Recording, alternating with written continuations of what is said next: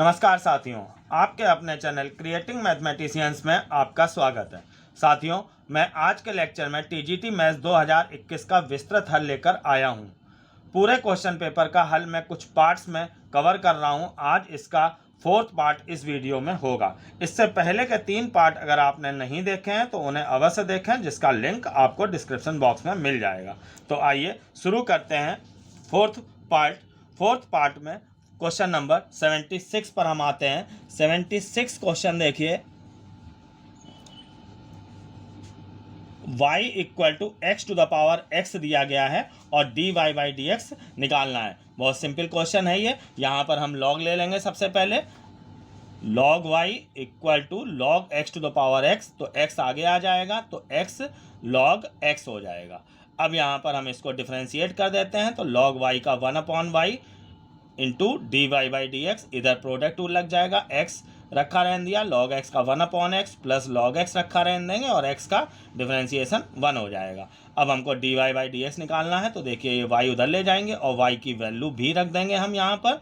तो ये x to the power x, y की वैल्यू रख दी। इधर अब जो भी बचा इसको एक ब्रैकेट में ले लेंगे तो ये 1 प्लस log x हो जाएगा। तो इस तरीके से इसका आंसर आ जाएगा। इसका पार्ट सी जो है वो यहाँ पर सही है। क्वेश्चन नंबर 77 पे आते हैं। साथियों, मैं आपको बता दूं, मैं ये सीरीज़ ए का सोल्यूशन दे रहा हूं। ये सीरीज़ ए का सोल्यूशन है। आपकी सीरीज़ में हो सकता है ये क्वेश्चन कुछ और हों जो मैं यहाँ पे बता रहा हूं, तो आप उनको देख लीजिएगा। सोल्यूशन आपको हर क्वेश्चन का मिल जाएगा। क्वेश्चन नंबर 77 देखिए आप। एक बल है F, एक वस्तु एक रेखा में दिए गए बल क्षेत्र F देखिए यहाँ पर एक दिया गया है।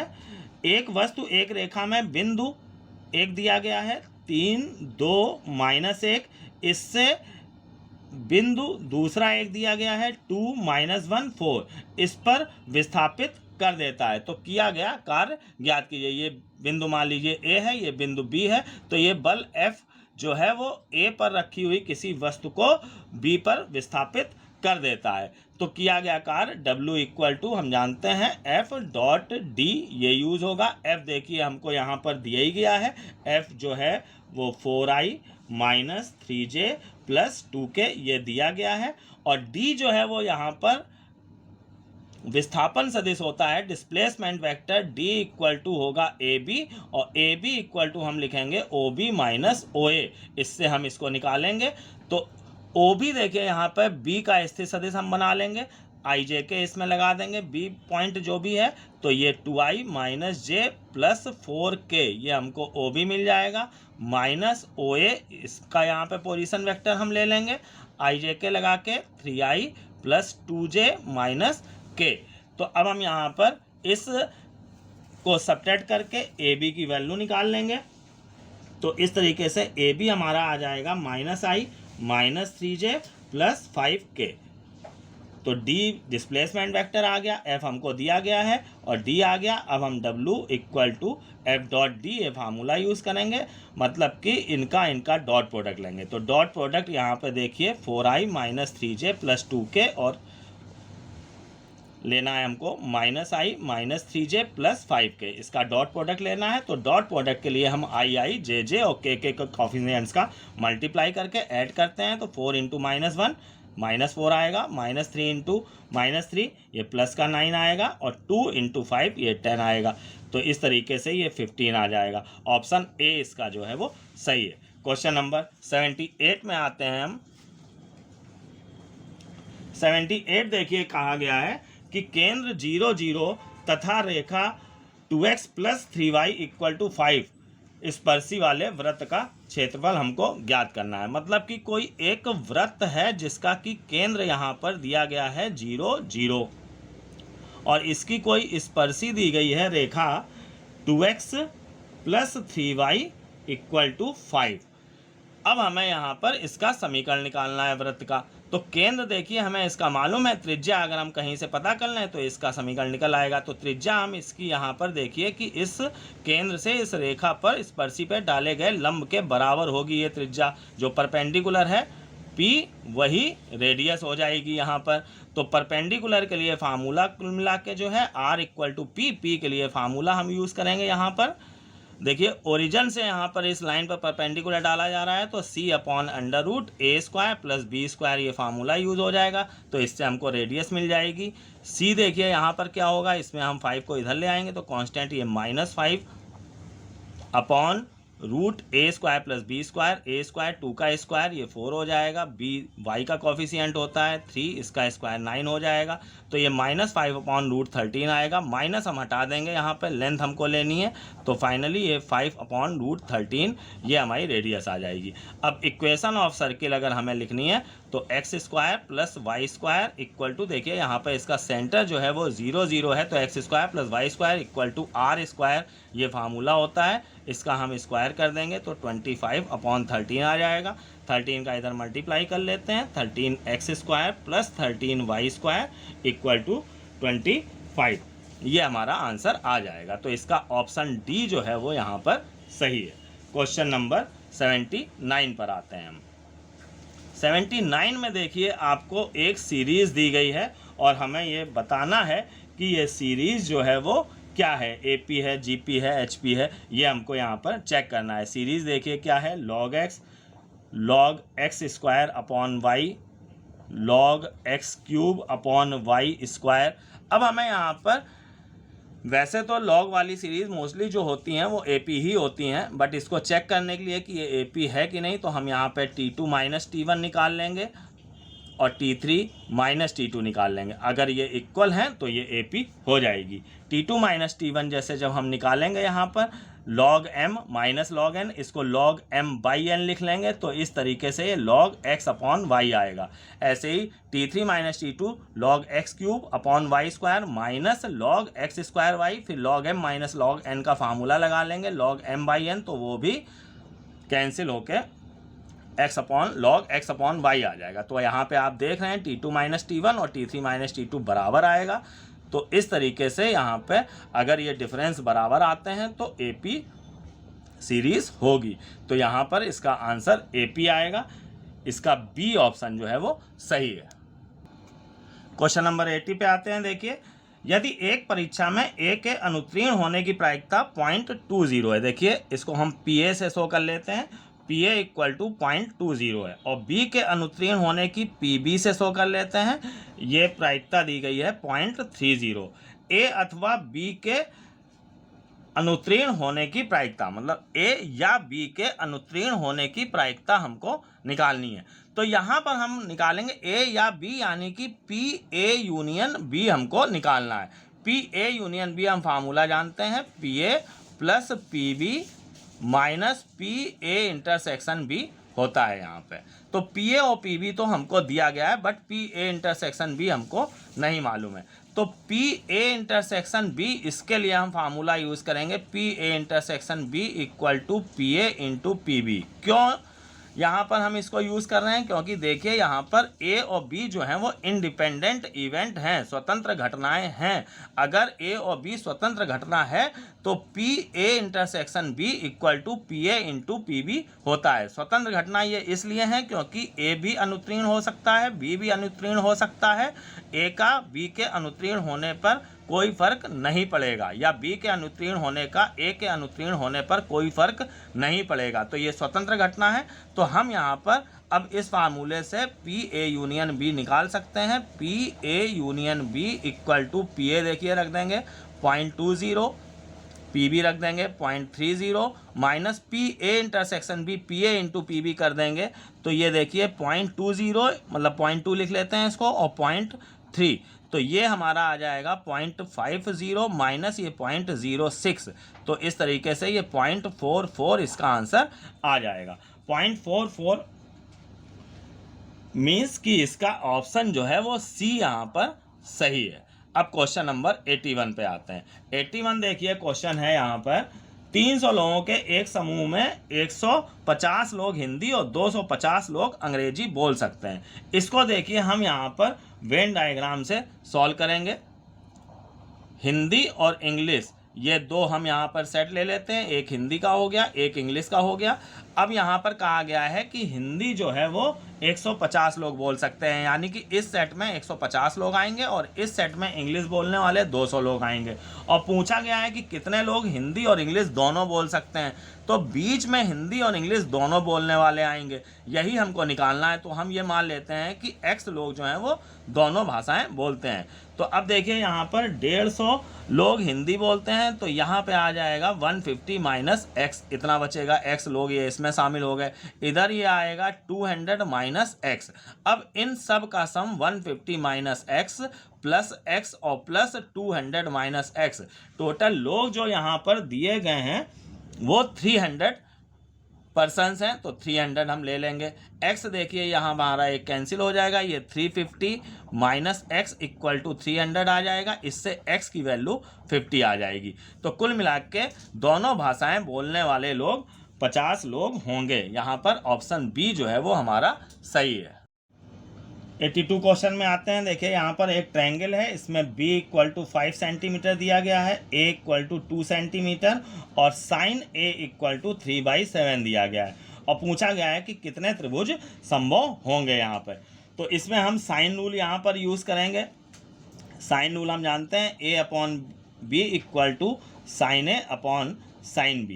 इसमें हम वैल्यूज़ रख देते हैं, a है 2, b 5, साइन a यहाँ पर हम रख देंगे, सॉरी साइन ए की वैल्यू 3/7 है, ये हम यहाँ पर रख देते हैं। अपॉन साइन बी हमको नहीं मालूम है, तो ये नीचे रहेगा यहाँ पर। इससे हम साइन बी की वैल्यू निकालेंगे, तो साइन बी देखिए इधर चला जाएगा, ये 15/14 आ जाएगा। अब देखिए यहाँ पे साइन बी की वैल्यू 15/14 आई है, जो कि 1 से बड़ी है, और ये हमारा पॉसिबल नहीं है। आप ये जानते होंगे कि साइन की मैक्सिमम वैल्यू 1 होती है, 1 से बड़ी नहीं हो सकती है। अब ये जो हमारा आ रहा है ये पॉसिबल नहीं है, मीन्स कि यहाँ पर कोई भी जो है ट्रायंगल नहीं बनेगा। तो इसमें आंसर जो होगा हमारा कि कितने त्रिभुज संभव हैं, तो आंसर जो है वो 0 होगा। ऑप्शन ए जो है वो हमारा यहाँ पर सही है। क्वेश्चन नंबर आते हैं अब 84 पर, सॉरी क्वेश्चन नंबर 83 देखिए यहाँ पर दिया गया है। यदि एक अल्पसम्मितीय बंटन के लिए माध्य विचलन को MD से, मीन डेविएशन MD से शो करते हैं, 12 दिया गया है और SD की वैल्यू हमको यहाँ पर निकालनी है, मानक विचलन जो है वो निकालना है। तो इसमें यहाँ पर अल्पसम्मितीय बंटन जो दिया गया है, इसमें संबंध एक होता है MD और SD में, कि SD जो होता है यहाँ पर इक्वल टू होता है 4/5 MD। इसको हम यहाँ पर यूज़ करेंगे। तो SD की वैल्यू देखिए हमको यहाँ पर निकालनी है, इक्वल टू, सॉरी यहाँ पर 5/4 होगा, SD इक्वल टू 5/4 MD। तो 5/4 MD जो है वो हमारा 12 है, ये हमारा इससे कैंसिल होकर 15 आ जाएगा। तो हमारा यहाँ पर SD जो है वो 15 आया। आंसर जो हमारा इसका सही है वो A पार्ट सही है। क्वेश्चन नंबर 84 में आते हैं। देखिए ddx of 10 cos inverse x का होल स्क्वायर, ये हमको यहाँ पर निकालना है। तो देखिए यहाँ पर हम इसका डिफरेंशिएशन तब निकालेंगे जब यहाँ पर cos 10 इनवर्स हो। अगर हम यहाँ पे cos इनवर्स की जगह 10 इनवर्स ले आएँ तो 10 इनवर्स हट जाएगा, तो हमारे लिए आराम हो जाएगा यहाँ पर। तो हमें करना क्या चाहिए कि cos इनवर्स x को 10 इनवर्स में चेंज कर लेना चाहिए। वैसे तो इसका यहाँ पर सीधे फार्मूला है, cos inverse x equal to जो होता है वो 10 inverse √1 minus x square upon x होता है। बट अगर साथियों आपको ये नहीं याद है तो बदलने के लिए मैं आपको यहाँ पे प्रोसेस बता रहा हूँ, आप इसको देखिएगा कि cos इनवर्स x को हम कैसे 10 इनवर्स में चेंज करेंगे। तो cos इनवर्स x को हम थीटा मान लेते हैं, इससे हमको मिल जाएगा cos theta equal to x, cos theta equal to x आ जाएगा। इससे हम यहाँ पर टेन थीटा की वैल्यू निकालेंगे। टेन थीटा इक्वल टू होता है √x sec square x minus 1। तो ये रूट सेक स्क्वायर x देखिए इससे हो जाएगा हमारा सेक स्क्वायर थीटा माइनस 1, इससे हमको मिल जाएगा 1/x स्क्वायर कॉस थीटा की वैल्यू एक्स है, sec square theta 1 upon cos square theta हो जाएगा -1 equal to √1 minus x square upon x square. तो टेन थीटा की वैल्यू फाइनली आ गई √1 minus x square upon x. ये टेन थीटा की वैल्यू आ गई। इससे थीटा इक्वल टू हो जाएगा tan inverse √1 minus x square upon x. अब देखिए यहाँ पे कॉस इनवर्स एक्स ये भी थीटा था, और ये tan inverse √1 minus x square upon x ये भी थीटा है, यानी कि cos inverse x equal to this आ गया। तो इस तरीके से आप किसी भी एक इनवर्स को दूसरे इनवर्स में ये मेथड अप्लाई करके चेंज कर सकते हैं। अब हम आते हैं इस पे, जो क्वेश्चन था हमारा, d d x of 10 cos inverse x का whole square. D d x of 10 cos inverse x को हम लिख लेंगे 10 inverse √1 minus x square upon x. 10 inverse x हट जाएगा और इसका होल स्क्वायर लेंगे, ये हट जाएगा। तो देखिए फाइनली बचेगा हमारा क्या यहाँ पर 1 minus x square upon x square, इतना बचेगा। यानी कि डी डी एक्स ऑफ हमको निकालना है 1 अपॉन एक्स स्क्वायर -1। अब 1 अपॉन एक्स स्क्वायर -1 का हम डिफ्रेंसिएशन आराम से निकाल सकते हैं। 1 अपॉन एक्स स्क्वायर का डिफ्रेंसिएशन -2 अपॉन एक्स क्यूब होगा, और 1 का डिफ्रेंसिएशन 0 होगा। तो फाइनली ये हमारा आंसर आ जाएगा, यानी कि इसका ए पार्ट जो है वो सही है। क्वेश्चन नंबर 85 देखिए, angle A O B equal to दिया गया है 70 डिग्री, और यहाँ पर ये angle A C B equal to x degree यहाँ पर है, और हमको निकालना है यहाँ पर 70 माइनस एक्स डिग्री, इसकी वैल्यू क्या होगी। तो सबसे पहले इसके लिए हमको x निकालना होगा।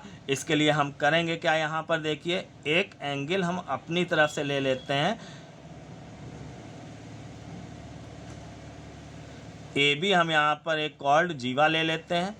अब यहाँ पर देखिए कि इस जीवा के द्वारा ये जो हमारा दीर्घवृत्तखंड बन रहा है, मेजर सेगमेंट, उसमें एक एंगल ये आ रहा है और एक एंगल ये आ रहा है। ये दोनों एंगल इक्वल होंगे। ये ज्योमेट्री में आपने थ्योरम पढ़ी होगी कि एक ही वृत्तखंड के कोण समान होते हैं। तो ये जो दीर्घवृत्तखंड है उसमें ये भी कोण बन रहा है इसी जीवा के द्वारा, और इसी जीवा के द्वारा ये भी कोण बन रहा है। मीन्स कि ये एंगल जो है वो एक्स हो जाएगा। अब आपने एक थ्योरम और पढ़ी होगी कि परिध पर अंतरित कोण जो होता है वो केंद्र पर अंतरित कोण का आधा होता है। तो इससे x इक्वल टू 70 का आधा यानी कि 35 डिग्री आ जाएगा। सिर्फ चित्र का यहाँ पर यूज होना है। अब हमको 70 माइनस एक्स डिग्री निकालना है, तो ये 70 माइनस 35 इक्वल टू 35 डिग्री आ जाएगा। तो 70 माइनस एक्स, इसका मान जो है वो 35 डिग्री होगा। इसका ऑप्शन बी जो है वो सही होगा। क्वेश्चन नंबर 86 देखिए, एक समीकरण दिया गया है x cube plus p x square plus q x plus r बराबर 0। इसके मूल अल्फा बीटा गामा हैं। तो alpha square beta square plus alpha square gamma square plus beta square gamma square का मान ज्ञात करना है हमको यहाँ पर। तो देखिए अल्फा बीटा गामा इसके 3 मूल हैं, ये कहा गया है। तो हम इसके सबसे पहले सम्मित फलन बनाएंगे। सम्मित फलन आप जानते होंगे, alpha plus beta plus gamma, एक सम्मित फलन ये होता है। हमें यहाँ पर तीनों की आवश्यकता होगी।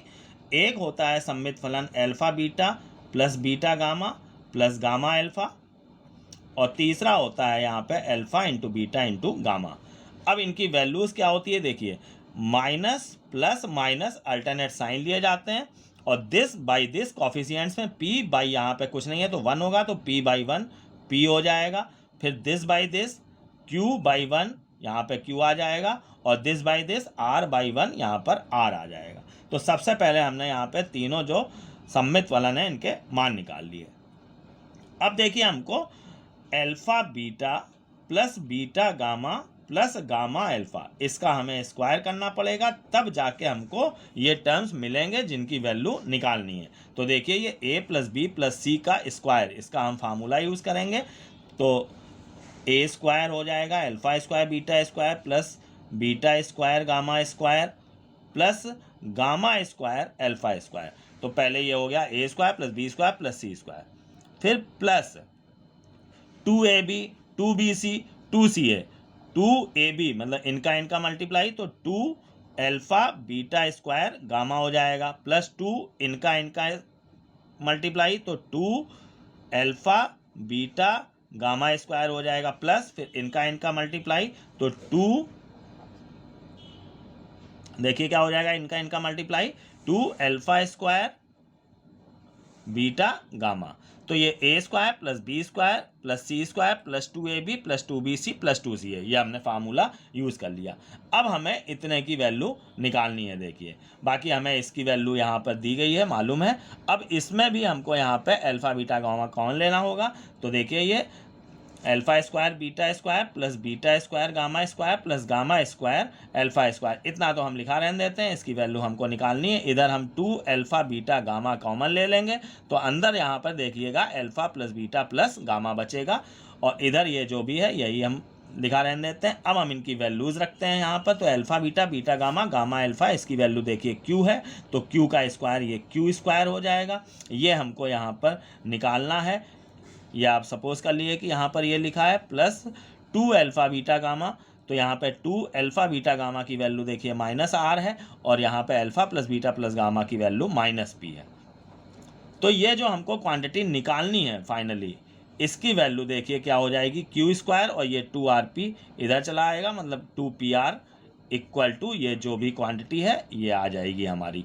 तो फाइनली ये जो क्वांटिटी है इसकी वैल्यू हमको मिल गई q स्क्वायर माइनस 2pr। तो यहाँ पर जो ऑप्शन ए होगा वो सही होगा। अब हम आते हैं क्वेश्चन नंबर 87 पे। 87 क्वेश्चन देखिए यहाँ पर क्या दिया गया है। एक कण ऊर्ध्वाधर ऊपर की ओर फेंका जाता है। यदि t1 व t2 सेकंड पश्चात वह h ऊंचाई पर हो तो हमको h का मान ज्ञात करना है। तो हमको यहाँ पे करना क्या है, इसको आप समझिए। जैसे कि कोई कण ये ऊर्ध्वाधर ऊपर की ओर फेंका गया, मान लीजिए यहाँ से फेंका गया है, तो ये ऊपर जाएगा और फिर वापस लौटेगा। तो एक ऊंचाई उसे 2 बार मिलेगी। पहले ये ऊपर गया, उसके बाद फिर ये यहाँ तक पहुँच के फिर जब ये नीचे आएगा तो एक ऊंचाई ये मान लेते हैं हम h, ये 2 बार आएगी। तो एक समय t1 होगा यहाँ से यहाँ तक जाने का t1, और फिर यहाँ से पूरा यहाँ तक गया और यहाँ तक लौट के आया, इसमें लगा t2 समय मान लीजिए। तो हमें यहाँ पर निकालना है t1 और t2 सेकंड पश्चात वह h ऊंचाई पे है, तो h का मान कहा गया है निकालने के लिए। तो इसके लिए हम फार्मूला यूज करते हैं, h बराबर, वैसे s बराबर ut plus half ft square होता है। इसमें s की जगह हम h ले लेते हैं, h ऊंचाई पर हमें देखना है यहाँ पर, और u यहाँ पर हम ले लेते हैं u, t ले लेते हैं, माइनस हो जाएगा। देखिए g यहाँ पर f जो है वो g हो जाएगा माइनस का, क्योंकि ऊपर की ओर वस्तु फेंकी गई है, और t लिया है। तो इस तरीके से हमको यहाँ पर t में देखिए एक क्वाड्रेटिक इक्वेशन मिल रही है। पहले हम यहाँ पे 2 में पूरा मल्टीप्लाई कर देते हैं इसको, t में एक क्वाड्रेटिक इक्वेशन इसको हम ढंग से लिख लेते हैं। तो यहाँ पर देखिए 2 का मल्टीप्लाई कर लिया, 2h बराबर 2ut माइनस gt स्क्वायर। अब इन सबको हम उठा के इधर ले आते हैं ताकि टी स्क्वायर का टर्म प्लस में हो जाए। तो ये gt स्क्वायर माइनस 2ut और प्लस 2h बराबर 0। अब देखिए इसके यहाँ पर कि t में क्वाड्रेटिक इक्वेशन हमको मिली है, इसके मूल हम अगर t1 t2 मान लें तो मूलों का गुणनफल जो है वो 2h अपॉन g हो जाएगा। देखिए यहाँ पर c अपॉन a होता है, c यहाँ पर 2h है, अपॉन a जो है वो g है। अब इससे हमको h मिल जाएगा, h बराबर देखिए ये g उधर चला जाएगा, g t1 t2 अपॉन 2 आ जाएगा। तो कुल मिला के इस तरह से h जो है वो g t1 t2 अपॉन 2 आ गया। तो यहाँ पर इसका ऑप्शन ए जो है वो सही होगा। अब क्वेश्चन नंबर हम आते हैं 88 पर। 88 में देखिए यहाँ पर क्या कहा गया है। 88 क्वेश्चन 3 पॉइंट हमको दिए गए हैं। 3 पॉइंट यहाँ पर A0, 0B और 1 1 ये समरेखी हैं। तो 1/a प्लस 1/b का मान हमको निकालना है। तो 3 पॉइंट यहाँ पर समरेखी हैं, तो इसके लिए हम यहाँ पर फार्मूला यूज़ कर सकते हैं। एक तो आप कोऑर्डिनेट में पढ़ते हैं, लेकिन मैं वो ना यूज़ करके यहाँ पर यूज़ कर रहा हूँ। देखिए इससे डिटर्मिनेंट ये ज़्यादा सुविधाजनक रहेगा आपके लिए।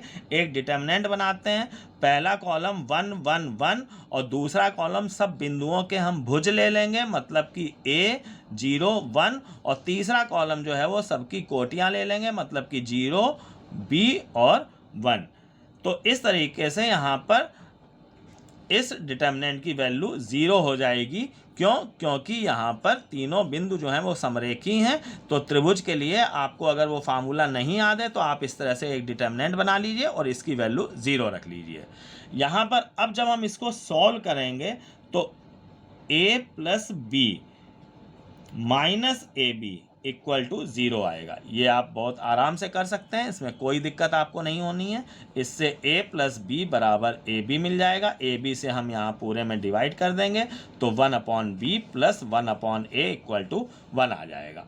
तो 1/a प्लस 1/b इसकी ही वैल्यू हमको निकालनी है, वो 1 हो गई। तो यहाँ पर आंसर हमारा a जो है वो सही है। क्वेश्चन नंबर 89 में आते हैं।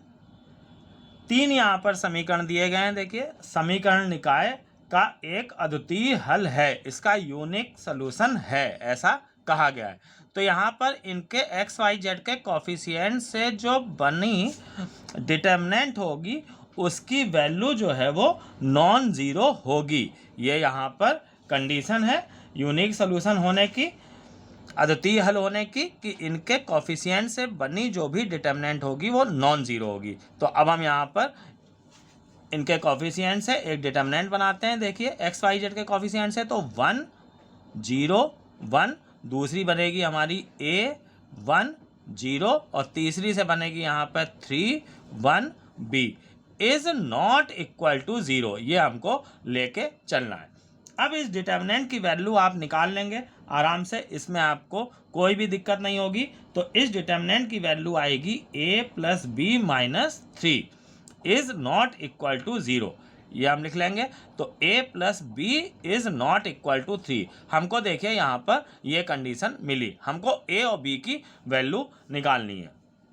तो अब इसके लिए हमको यहाँ पर करना क्या होगा कि जो भी ऑप्शंस दिए हैं उसमें हमें चेक करना होगा कि किसमें a और b का सम जो है वो 3 नहीं है।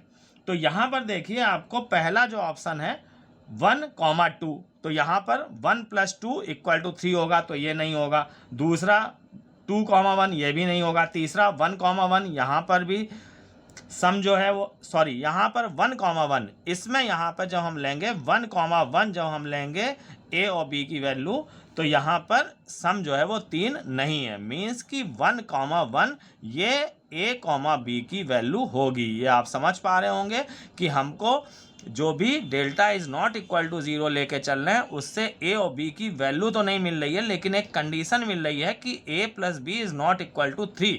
तो ये हमें ऑप्शंस में चेक करना पड़ेगा। तो हमारा यहाँ पर जो ऑप्शन सी है देखिए वो 1,1 है। वहाँ पर अगर हम a और b की वैल्यू 1 1 लें तो इज नॉट इक्वल टू 3 आ रहा है, तो यानी कि 1,1 हमारा सही होगा। क्वेश्चन नंबर 90 देखिए साथियों, ये क्वेश्चन जो है वो कैलकुलेशन इसमें बहुत ज़्यादा है, मैं आपका समय नहीं बर्बाद करना चाहता हूँ। मैंने इसको देखिए पहले से सॉल्व कर लिया है। कैलकुलेशन बहुत कठिन कुछ भी नहीं है उसमें, बहुत सिंपली आप इसको समझ सकते हैं। क्वेश्चन आप देखिए, इसका कॉन्सेप्ट मैं आपको बता देता हूँ। यहाँ पर कहा गया है कि दो बलों का महत्तम परिणामी P है और न्यूनतम परिणामी Q है। तो सबसे पहले तो हम बल X और Y मान लेते हैं, तो X प्लस वाई बराबर P हो जाएगा। महत्तम परिणामी दो बलों का X प्लस वाई होता है अगर बल X और Y हैं, और न्यूनतम परिणामी X माइनस वाई होता है, वो यहाँ पर P और Q दिया गया है। तो X प्लस वाई बराबर P हो गया और X माइनस वाई बराबर Q हो गया। अब कहा गया है कि यदि ये बल जो हैं वो अल्फा कोण पर कार्यरत हैं तो परिणामी बल क्या होगा। ये बल मतलब कि X और Y अगर अल्फा कोण पर कार्यरत हैं तो इनका परिणामी हमको निकालना है। तो X और Y का परिणामी फार्मूला बनेगा r² बराबर x² plus y² plus 2xy cos alpha.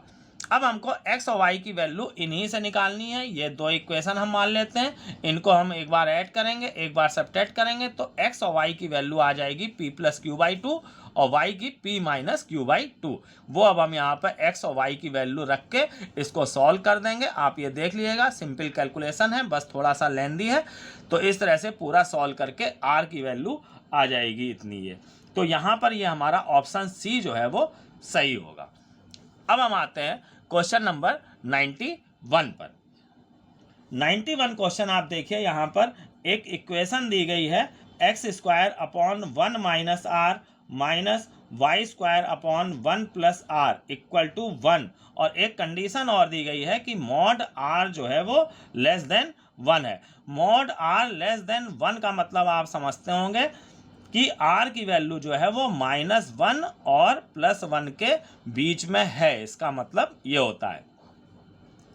तो अब हमें यहाँ पर ये बताना है कि ये कौन सा यहाँ पर कर्व होगा, मतलब वृत्त, दीर्घवृत्त, अतिपरवलय क्या होगा। तो देखने में तो देखिए आपको ये समझ में आ रहा होगा कि ये यहाँ पर अतिपरवलय है, लेकिन हम फिर भी चेक कर लेते हैं कि ये अतिपरवलय है कि नहीं है। तो अगर अतिपरवलय है ये, तो अपॉन में ये जो भी है a स्क्वायर होता है और यहाँ पर ये b स्क्वायर होता है, यानी कि ये अपॉन में जो भी दो यहाँ पर 1 माइनस आर और 1 प्लस आर क्वांटिटीज़ हैं वो स्क्वायर में होती हैं, तो मीन्स कि ये ग्रेटर देन 0 होनी चाहिए। तो अगर 1 माइनस आर ग्रेटर देन 0 है तो हमको r की वैल्यू मिल जाएगी लेस देन 1, और अगर 1 प्लस आर दूसरा वाला ये अगर ग्रेटर देन 0 है तो इससे हमको r की वैल्यू मिल जाएगी ग्रेटर देन -1। तो अब इन दोनों कंडीशंस को अगर हम मिला देते हैं तो हमको ये मिल रहा है कि r जो है वो -1 से, मतलब ये कंडीशन हमारी फॉलो हो रही है, -1 से लेके +1 के बीच में है। तो इस प्रकार से हम ये कह सकते हैं कि ये जो है वो अतिपरवलय होगा।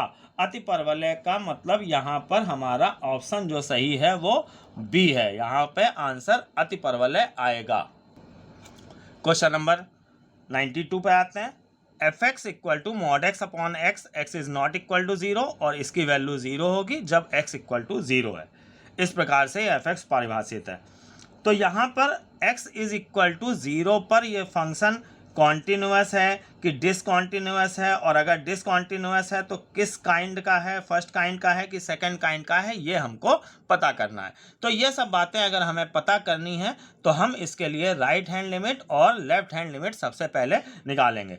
तो राइट हैंड लिमिट जो होती है formula limit h tends to 0, f a plus h होता है। ए यहाँ पर 0 है, 0 पे हमें चेक करना है, तो एफ 0 प्लस एच, तो आ जाएगा ये limit h tends to 0 f h, ये इसमें रख देंगे हम value mod h upon h, mod h h होगा तो इस तरह से इसकी वैल्यू 1 आ जाएगी।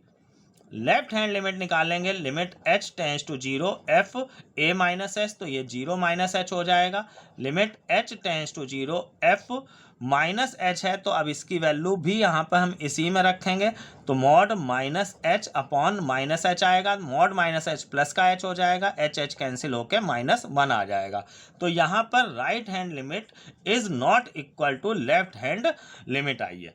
अगर right hand limit is not equal to left hand limit है तो ये डिसकॉन्टिन्यूअस होगा और फर्स्ट काइंड का होगा, फर्स्ट काइंड का होगा। तो यहाँ पर इसका ऑप्शन बी जो है वो सही है, discontinuous at x equal to 0 and has discontinuity of first kind. Hindi में है x इक्वल टू 0 पे असतत है तथा असातत जो है वो प्रथम प्रकार का है, फर्स्ट काइंड की डिसकॉन्टिन्यूटी है यहाँ पर। ऑप्शन बी हमारा जो है वो सही होगा। क्वेश्चन नंबर 93 देखते हैं। I plus 2j plus k, इससे एक निरूपित बल F है।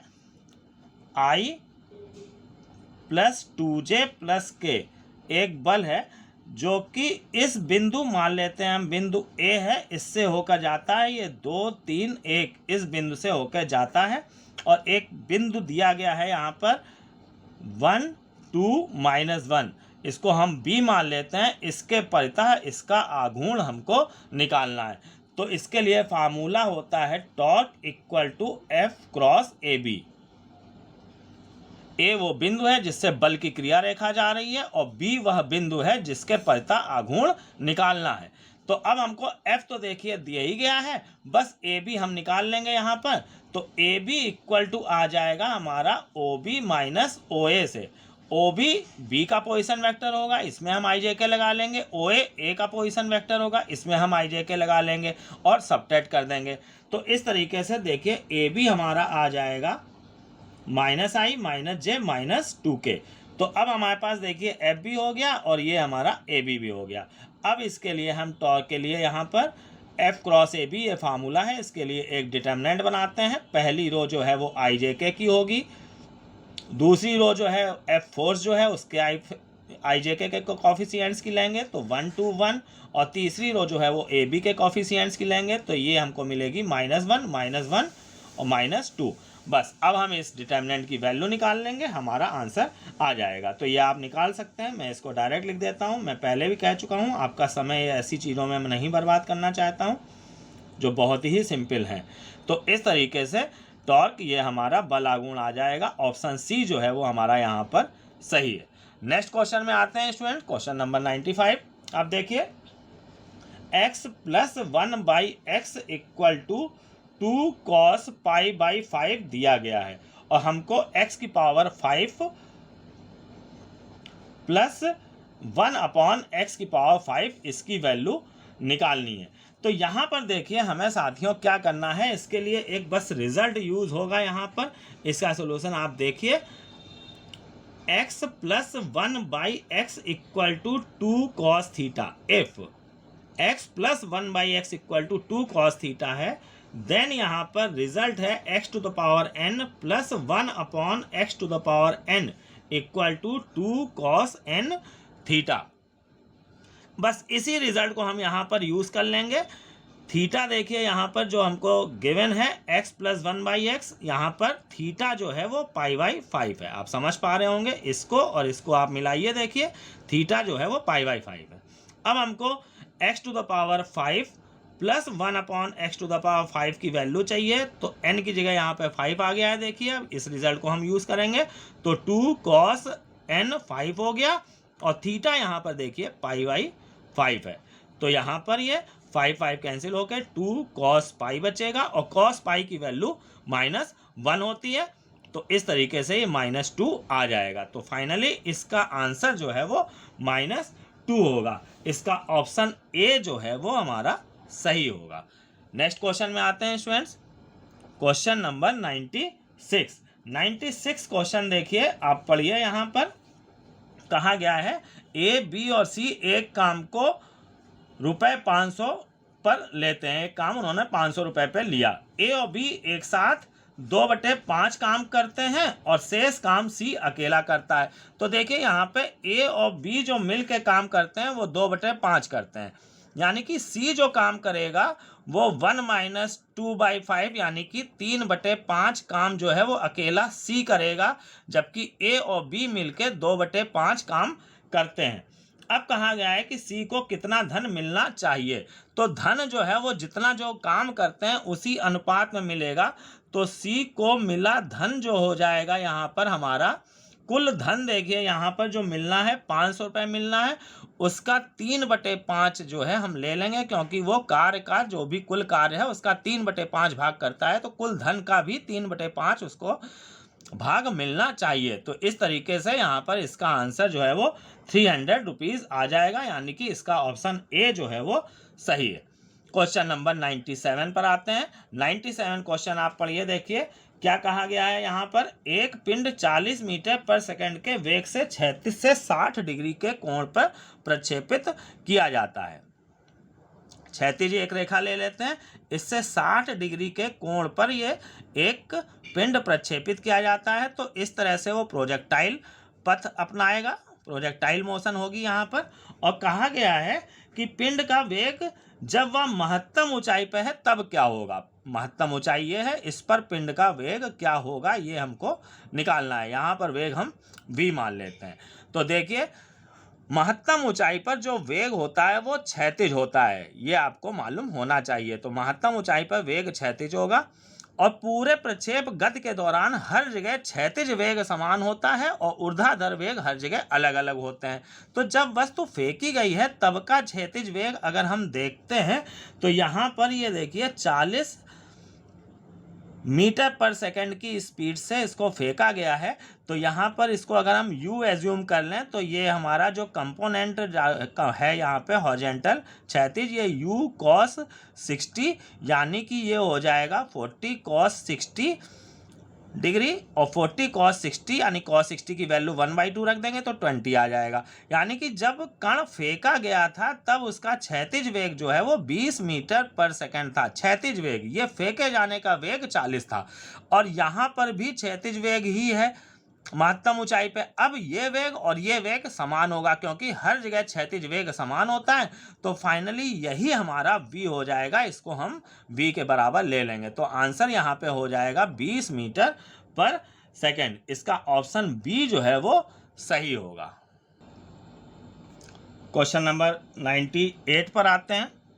यदि 1 ओमेगा स्क्वायर इकाई के घनमूल हो तो हमें यहाँ पर इसका मान ज्ञात करना है। बहुत ही इजी क्वेश्चन है ये।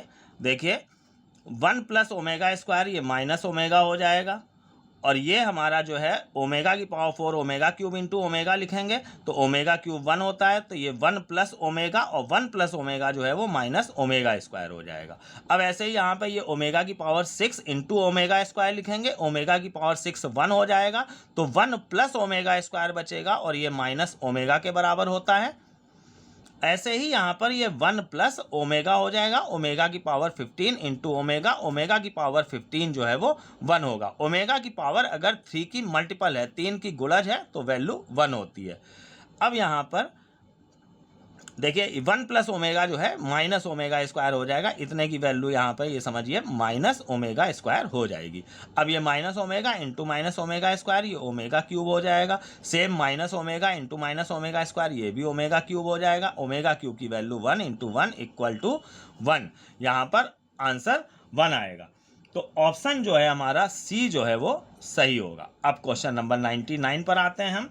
99 देखिए यहाँ पर क्वेश्चन है, किन्हीं दो समुच्चय ए और बी के लिए हमको a माइनस बी जो है वो इसका मान निकालना है। तो इसको हम वेन डायग्राम से सॉल्व करेंगे। जैसे हम 2 सेट मान लेते हैं, एक सेट a है और एक सेट ये b है। तो a में से यहाँ पर क्या हटा दिया जा रहा है, a माइनस बी। तो देखिए इतना ये जो वेन डायग्राम होता है ये a माइनस बी का होता है, ये आप जानते होंगे। अब इस पूरे a में से जब हम इतना a माइनस बी हटा देंगे तो बचेगा क्या, ये बीच वाला हिस्सा। इसको मैं डबल लाइनिंग कर दे रहा हूँ, ये बीच वाला हिस्सा हमारा आंसर होगा। और बीच वाला ये जो हिस्सा है ये a इंटरसेक्शन b होता है, ये आप जानते होंगे। तो फाइनली a माइनस b का मान जो आ जाएगा a इंटरसेक्शन b आएगा। तो इस तरीके से यहाँ पर इसका ऑप्शन डी जो है वो सही है। अब क्वेश्चन नंबर 100 पे आते हैं। क्वेश्चन नंबर 100 देखिए आप क्या कहा गया है कि अर्धवृत्ताकार a त्रिज्या वाले समपटल के गुरुत्व केंद्र की केंद्र से दूरी। तो यहाँ पर ये सीधे फार्मूला है, गुरुत्व केंद्र से दूरी जो है 4a/3 पाई ये होती है। यानी कि यहाँ पर हमारा ऑप्शन डी जो है वो सही है। इसको हमें डायरेक्ट लिख देना है, ये सूत्र है। साथियों आज के इस वीडियो में मैंने 76 से 100 तक के क्वेश्चंस का सलूशन दिया है। बाकी बचे 25 क्वेश्चंस हैं, उनका सलूशन मैं नेक्स्ट वीडियो में आपको दूंगा। इस तरीके से आपका पूरा ये संपूर्ण प्रश्न पत्र हल हो जाएगा। साथियों अगर आपको ये वीडियो पसंद आया हो तो वीडियो को लाइक कीजिए और मेरे चैनल को सब्सक्राइब कीजिए ताकि मैं ऐसे ही नॉलेजफुल वीडियो आपके लिए बनाता रहूं। धन्यवाद।